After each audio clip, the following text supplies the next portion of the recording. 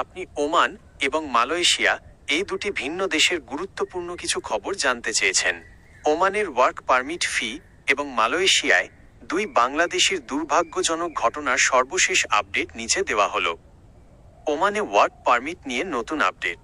Oman সরকার সম্প্রতি প্রবাসীদের work permit, শ্রম কার্ড, ফি সংক্রান্ত নিয়মে বড় পরিবর্তন এনেছে।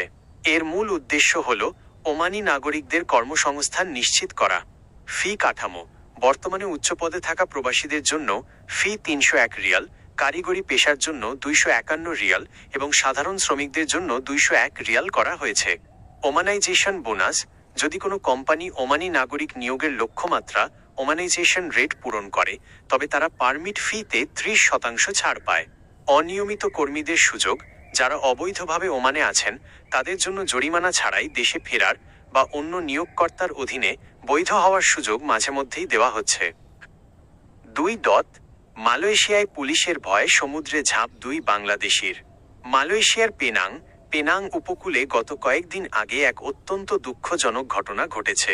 এর বিস্তারিত হল: ঘটনার প্রেক্ষাপট: মালয়েশিয়া পুলিশ এবং মেরিটাইম এনফোর্সমেন্ট এজেন্সি MMEA যখন সমুদ্রে অবৈধ অভিবাসীদের ধরতে অভিযান পরিচালনা করছিল, তখন ধরা পড়ার ভয়ে দুই বাংলাদেশি যুবক উত্তাল সমুদ্রে ঝাঁপ দেন। উদ্ধার অভিযান: ঝাঁপ দেওয়ার পর তারা নিখোঁজ হয়ে যান।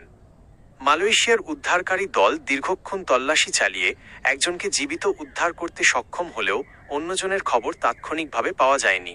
ভয় ও আতঙ্ক: মালয়েশিয়া বর্তমানে অবৈধ অভিবাসীদের বিরুদ্ধে অত্যন্ত কঠোর অভিযান চলছে।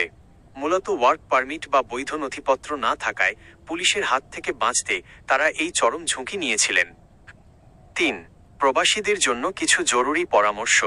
এই ঘটনাগুলো থেকে বোঝা যায় যে বিদেশের মাটিতে বৈধ থাকাটা কতটা জরুরি। ওমান প্রবাসীদের জন্য আপনার কোম্পানি ওমানাইজেশন টার্গেট পূরণ করছে কি না তার ওপর আপনার ভিসা খরচ নির্ভর করতে পারে। তাই নিয়োগকর্তার সাথে ফি পরিশোধের বিষয়ে আগে থেকেই পরিষ্কার কথা বলে রাখা ভালো। মালয়েশিয়া প্রবাসীদের জন্য বর্তমানে মালয়েশিয়ায় ধরপাকড় অনেক বেড়েছে। কোনো গুজবে কান না দিয়ে সরকারিভাবে রিক্যালিব্রেশন বা বৈধ হওয়ার যে সুযোগগুলো দেওয়া হয় সেগুলো ব্যবহারের চেষ্টা করা উচিত।